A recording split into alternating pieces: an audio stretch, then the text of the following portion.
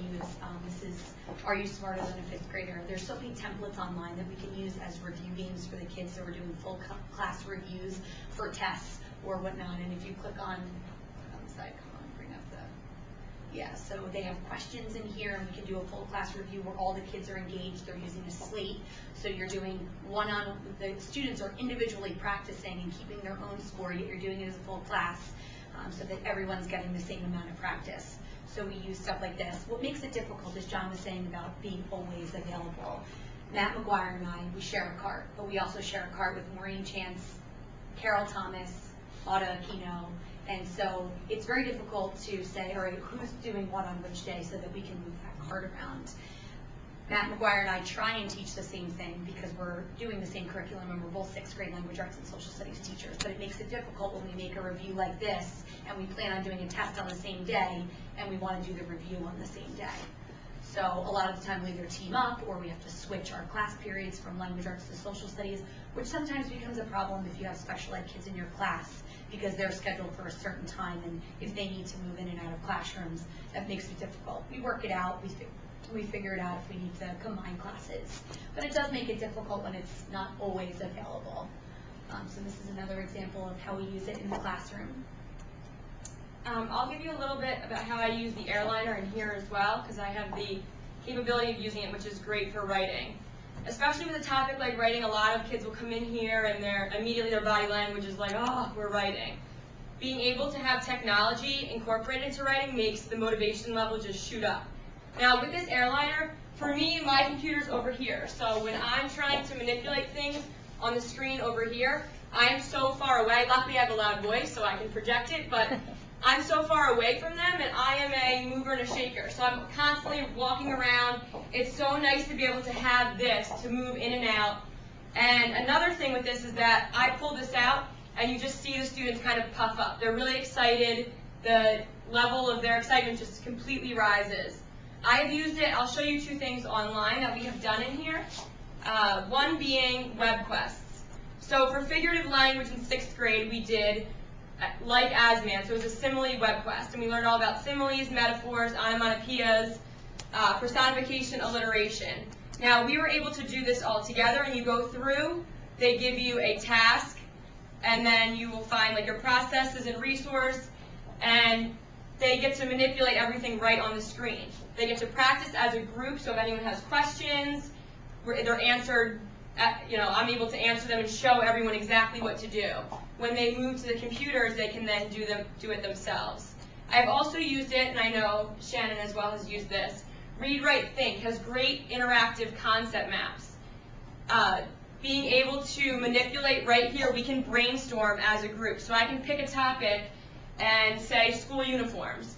If that was my persuasive topic, just to model and show them, we can sit here and get together, develop a goal or a thesis sentence. And then, move through and pick 3 reasons. So I'm able to model it for them, have them interact with me, be able to write on here or circle things and feel engaged as well. Then when they go to the computers, I'm more confident and they're more confident that they know how to do things. We've also used it for inspiration, which is another program that the school has purchased. Developing concept maps, graphic organizers, outlines. It's a great way to model, brainstorm together, and then send them off on their own so they can have a little bit of independent practice. Another thing with motivation factor, introducing persuasive writing. I was able to show YouTube clips, commercials, and we talked about how persuasion is used in advertisements. We then were able to pick 3 commercials, talk about 3 different types of persuasive techniques used in advertisements, and they got to watch the commercials and pick themselves what they thought that the advertiser was doing for those commercials. I've used YouTube for different music clips, video clips, and we can analyze them and work together. So for motivation factors, it's a plus. For group brainstorming, it's a plus. I love this thing, and I feel very blessed to be able to have it in here. What's also nice about the airliner is that you, Colleen was alluding to the fact that you can walk around. That's good for checking for understanding. When I have one, I use the cart in my room, so I have to sit at my desk to click. And sometimes I'll have a kid sit at my desk and click so I can walk around. But without the ability to walk around, you can't really see what the kids are doing. You're sitting at your desk and you're clicking, but you can't really see who's getting those concepts. So if they're using their slates and they're holding them up, you obviously can't see 25 slates when you're standing in one spot. But when you're walking around with the airliner and you're seeing what the kids are writing down or seeing the notes that they're taking, you're able to check for understanding. And if somebody's having a problem over there and the computer's back there, I can go sit down and say, all right, look, we can do this, blah, blah, and speak to them while I'm still addressing the entire class. Like Colleen said, for motivation as well. I tend not to use, I teach language arts and social studies. So social studies, it's great for the kids to be able to see very small clips from Discovery streaming. They almost always have something between 3 and 8 minutes on the topic that we're teaching. And it's really nice to be able to use it for 3 to 8 minutes, but when it takes 20 minutes to set up in your room, you're less likely to plan that 3-minute clip into it, especially when you kind of feel bad taking the cart for a 3-minute clip because then someone else can't use it for that period.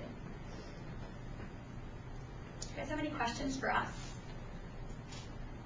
Yeah, I'm just I'm sorry. Can we see anything that shows the, I don't know if there are any clips that you have up there, but I just want to demonstrate the audio component of it too. Are you smarter than a 5th grader has sound on it? And so does, Isn't It Ironic? Okay?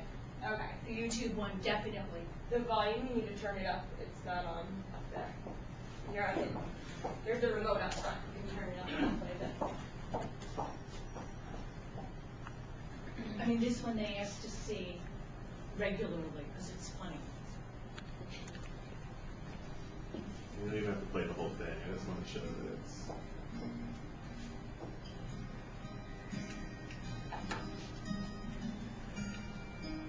It's a pop song called Irony. Making it is irony free. It's getting hit when a Dodge truck doesn't break. It's a Marlboro man and his cancerous ring. Isn't it ironic? Now it is. It's irate.